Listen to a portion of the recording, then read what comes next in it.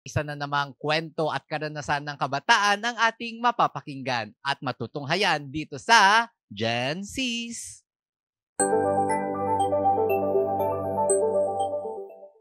Sa digital na mundo, hindi na kailangan magdala ng mabigat na libro. Hindi na kailangan maghintay sa tindahan para makuha ang pinapangarap na kwento. Ako, si Cyril Anuel from Turlock State University! Halina't samahan niyo akong tuklasin kung bakit nga ba nahihilig mga Gen Z sa digital books. Dito lang yun sa Gen Z's! Dati, papel at tinta ang bida, tunog ng pahina at paboritong bookmark. Pero ngayon, isang click lang, buo na ang mundo sa screen. Pero kailan ba lumabas ang kauna-unahang e-book? Noong 1971, ginawa ang kauna-unahang e-book sa ilalim ng Project Gutenberg, ang US Declaration of Independence. Ngayon, mahigit 50 years na ang digital books, pero ngayon pa lang sila mas nababasa, nasusulat at naa-access ng buong mundo. Pero ano nga ba ang dahilan kung bakit tayo nagkaroon ng other option aside from traditional books? Isa sa pinakamalaking dahilan, convenience. Hindi mo na kailangan ng mabibigat na libro dahil nasa phone mo na agad ang buong library. Isang app, isang tab. Swipe mo na agad, basa na agad. At dahil online, mas maraming kwento ang kayang ma-access. May romance, horror, manhwa, manga at Wattpad. Hindi mo na kailangan pumunta sa bookstore para lang maghanap. Wattpad, manhwa, manga, mga pangalan na pamilyar sa bawat kabataang Pilipino. Hindi lang basta libro, kundi isang karanasan sa bawat kwento, drawing at kilig sa screen. Lahat yan, parte na ng digital reading culture natin. Pero alam mo ba kung saan sila nagmula? Unang-una, Wattpad, gawa yan sa Canada. 2006 pa yan. Platform para sa lahat ng gustong magsulat o magbasa. Anytime, anywhere. Kilalanin si Paula, ang avid reader ng stories sa Wattpad. Ang chika niya, 10 taon na mula nung unang beses siyang magbasa ng mga istorya mula rito. Kaya naman, kabisadong-kabisado na niya ang bawat estilo ng pagsusulat ng mga paborito niyang writers. Hi, I'm Paula Dumo, 21 years old and avid fan ako ng Wattpad since 12 years old ako.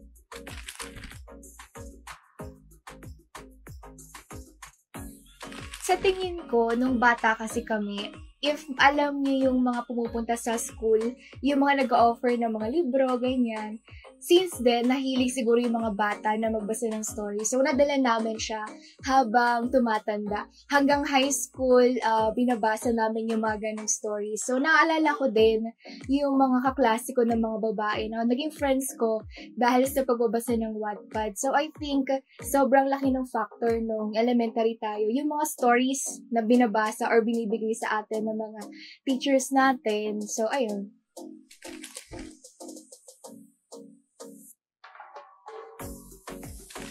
Para sa akin, both, nakaka-relate ako and accessible siya. Nakaka-relate ako kasi tuwing nagbabasa ako digitally, makikita mo na may comments yung other readers mo. Like, makikita mo, kinikilig sila. So, ilalabas nila yung thoughts nila na the same lang sa akin. So, sobrang saya for me compared sa traditional way of reading ng mga libro. Though, okay rin naman yung may physical book ka. Pero yung fun na nasi-share mo sa iba, yung mga opinions mo doon sa libro na binabasa mo, ibang level ng experience yun for me. And accessible kasi syempre isang search mo lang sa internet, lalabas na lahat ng gusto mo. You don't have to pay kung ano man yung gusto mong basahin. Although may mga libro sa Wattpad na kailangan na ng coins, pero marami din namang free.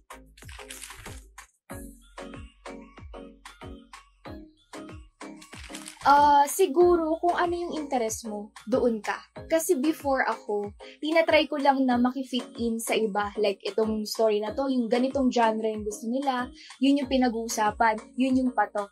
And pinipilit ko sa sarili ko na gustuhin siya, pero parang I don't see myself na mag-take ng ganong books in the for the long term. So ako, tinanong ko yung sarili ko, ano ba talaga yung gusto ko? Ano ba talaga yung interest ko? Sobrang cliche man, pero gusto ko talaga sa stories yung sa una, magkaaway sila, tapos habang tumatagal, tapos habang tumatagal din, nagbabago. Parang for age, iba-iba yung interest ko. Sa ngayon, gusto ko na yung, syempre, 21 na ako, nagmamature na yung isip ko. Hindi na ako doon sa mga high school romance. Doon na ako sa, parang papunta na sila sa pag-aasawa, like, yung setting na agad is nasa workplace na sila. Yung mga ganong type ng genre. Para kay Paula, ang Wattpad ay panandalian niyang escape sa realidad. Habang magulo, tahimik siya nagbabasa sa maliit niyang mundo. Next, manhwa. Galing South Korea. Parang comics pero pang phone. Scroll pataas, basa agad. Madalas nasa webtoon or legend. At kung hanap mo ay fantasy, drama o romance, kompleto yan dito. Meet Joey, ang girl lalo na in love sa fictional character sa manhwa. Ay ang babaeng 6 na taon na nagbabasa nito. Ayon sa kanya, nakahiligan niyang magbasa nito mula sa impluwensya ng kanyang mga kaibigan. Hello everyone, I am Joelyn Egonia and I am 20 years old. Reader ako ng manhwa since grade 10, so it's almost 6 years na.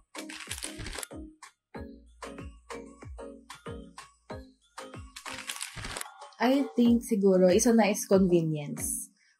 Convenient kasi kahit saan madadala mo siya. Kahit instead of hard copy books. Tapos, fun siya basahin. Kasi may mga panel yan. Kung i-compare mo siya sa Wattpad and manga, manhwa is more colorful. Pero straightforward siya kasi moving, para siyang pictures na naka-sequence lang. So, hindi siya moving, pero meron siyang sequence. And, nalilimit man yung imagination mo, pero nandun na. Parang straightforward, hindi mo na kailangan mag-isip. And, siguro din, innate na sa ating mga tao na mag-fantasize, mag-imagine. There's something na nahi-heal and na-fulfill ng manhwa.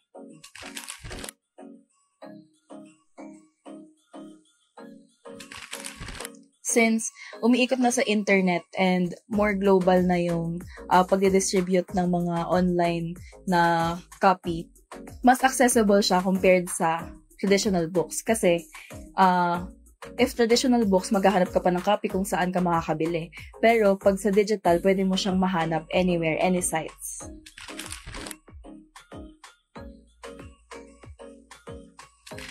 I think, if you're looking for something na makaka-relate kayo or kung nagde-discover pa lang kayo, dun muna kayo sa kayang i-absorb ng utak nyo. Yung hindi kayo agad dun sa hardcore. Parang, step by step. Yung merong level, parang beginner ka muna. Kasi, if mag-jump ka doon sa certain genre na wala ka pang background, parang, parang nagsindi ka ng apoy tapos naupos na agad. Parang yan.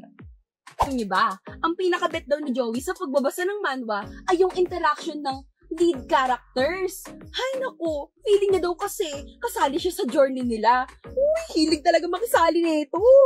Kene! Pero kung ano naman ang kinatingkad ng kulay ng manhwa, yun naman ang kinaibahan ng kulay ng manga. Ito naman ang manga mula sa Japan. Binabasa pabaligtad, kanan papunta sa kaliwa. Pero walang sablay sa feels at action. Fan ka ng Naruto o Jujutsu Kaisen? Manga power yan! Siya si Jenler, 6 years deep into the world of manga. From epic battles to heart-fluttering moments, kabisado niya na yan. Sa tropa, siya ang go-to guy pagdating sa mga kwentong pang-manga. Hi guys, I'm Jenler Garcia and mahilig ako magbasa ng manga.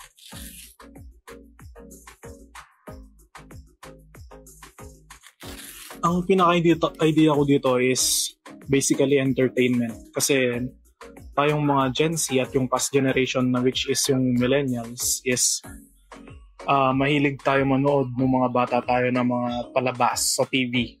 Lalo na yung nagpapalabas ng mga cartoons and animes. Kung mahilig ka manood dati ng anime, panigurado mahilig ka din magbasa ng manga. Kasi nanggaling yung anime and manga sa Japan. Mahilig din ako magbasa ng manga kasi nakaka-addict eh. Yung feeling ng yung tamang tawag dito is yung dopamine yung feel-good hormone na ma-addict ka talaga kapag nagbasa ka.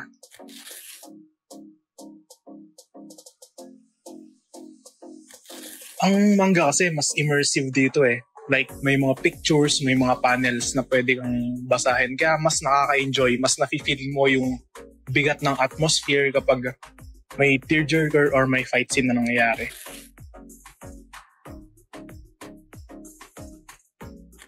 Ang pinaka-tip ko lang is mag-explore ka ng mga babasahin.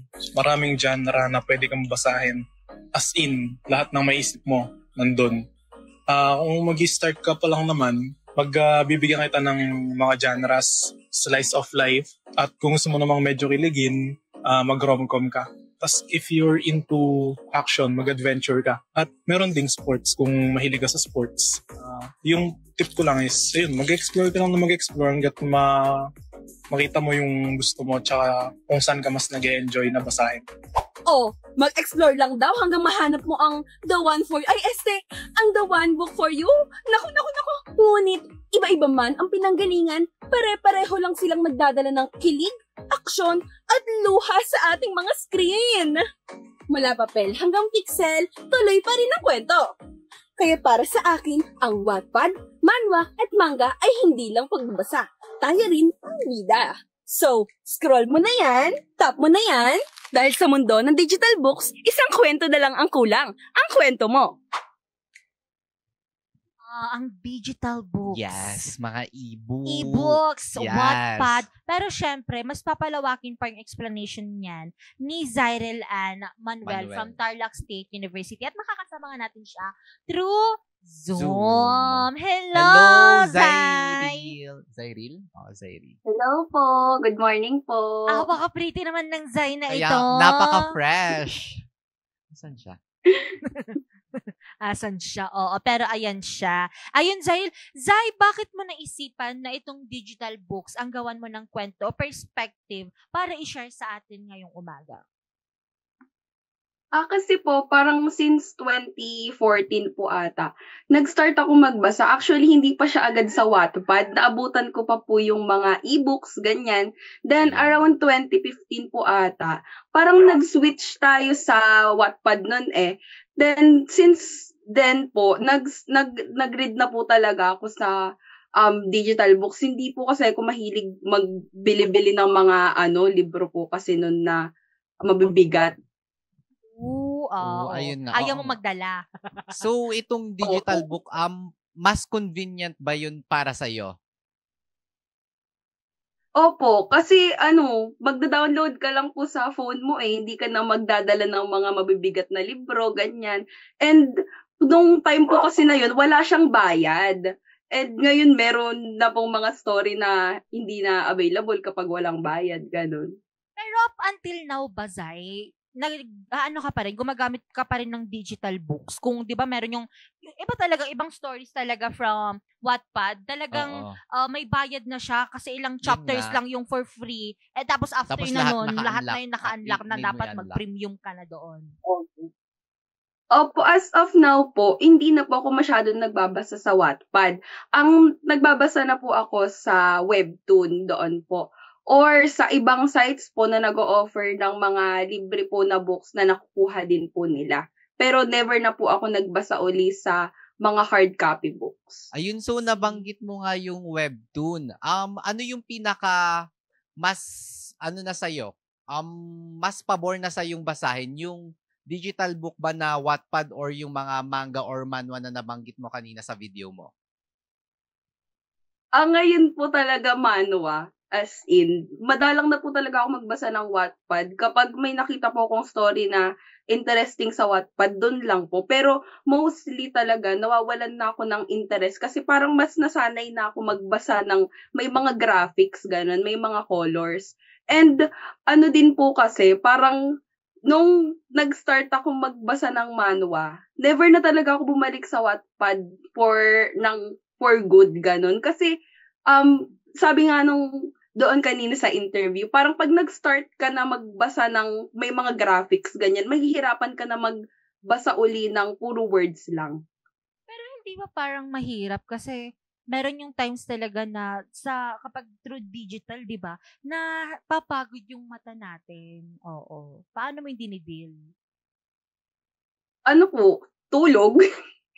Kapag natulog na ako, ganyan, Sabi ko, ay matutulog muna ako kasi parang ang sakit na ng mata ko ganyan. Pero meron talagang time po na lalo na nung pandemic, inaabot po talaga ako ng madaling araw. Minsan umaga na, ganun, hanggang 9 a.m., ganyan. 9 a.m. ako matutulog.